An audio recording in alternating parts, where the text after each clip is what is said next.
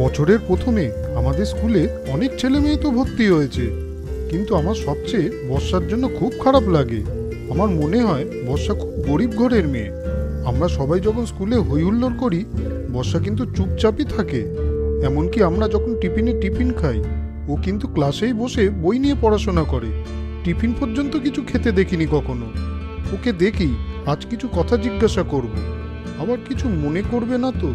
ও তো আমাদের বন্ধু হয়। যাই হোক, একটু কথা তো বলাই যায়। কিরে বর্ষা, কি করছিস? এই টিফিন টাইমেও পড়াশোনা? আরে রাখ তো, পড়াশোনা তো সবসময়ই হবে। আয় টিফিন করি। তোকে সবসময় দেখি পড়াশোনা করিস, টিফিনের সময় টিফিন খাস না, কি ব্যাপার বলতো? তনুময়, তুমি আমাকে এত খেয়াল করো? তাহলে হয়তো ক্লাসের সবচেয়ে ভালো বন্ধু তুমি আমারই। তোমাকে আমার কথা কিছু তবে বলা যায়, শোনো তাহলে তনুময়। আমার বাবা একজন জনমজুর, অন্যের জমিতে চাষের কাজ করে। ছোটবেলার থেকে বাবার পড়াশোনায় খুব শখ ছিল, কিন্তু ওই যে আমার দাদুর পারিবারিক অবস্থা খুব গরিব ছিল, তাই বাবা পড়াশোনা বেশি করতে পারেনি। তাই বাবা তার শখটা আমার দ্বারা পূর্ণ করতে চায়। আমার বাবা অনেক কষ্ট করে আমাকে এই ভালো স্কুলে ভর্তি করিয়েছে। আমি আমার বাবার কষ্টের দাম দিতে চাই তনুময়। তাই পড়াশোনাটাই আমি মন দিয়ে করতে চাই। অন্যান্য আনন্দ ফুর্তি আমাদের জন্য নয় রে তনুময়। ঠিক আছে বর্ষা, ওইভাবে তুই আর বলিস না। তোর বাকি কথা আমি সব বুঝতে পেরেছি। তনুময় স্কুল থেকে বাড়িতে এসে তার মাকে বর্ষার সব কথা খুলে বলল। তনুময়, বর্ষার জন্য আমাদের একটু কিছু করা দরকার। সেটা হলো, কাল থেকে তুই দুটো টিফিন বক্সে খাবার নিয়ে যাবি স্কুলে, কেমন?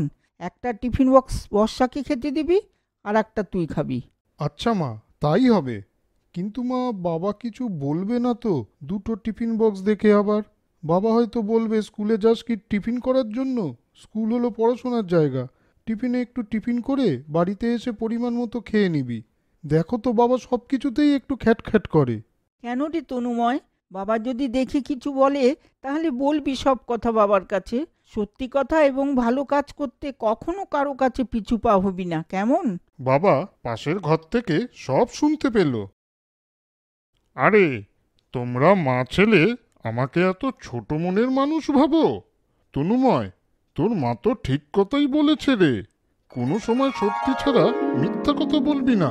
সব সময় ভালো কাজের মাধ্যমে সব কাজ করবি। সকল মানুষকে সমানভাবে ভালোবাসবি, তবেই তো মানুষের কাছে যোগ্য হয়ে উঠবি। এই কথা সব সময় মনে রাখবি, বুঝলি? আচ্ছা বাবা, এইভাবেই চিরদিন চলার চেষ্টা করব। এরপর থেকে তনুময় বাবা মার কথা মতো বাড়ি থেকে দুটো টিফিন বক্স নিয়ে স্কুলে যেত। একটা বর্ষাকে দিত, আর বাকি যা টিফিন থাকতো তা অন্যান্য বন্ধুদের সাথে আনন্দ করে খেত। এতে সবার সাথে তনুময়ের বন্ধুত্ব আরও গাঢ় হয়ে উঠল।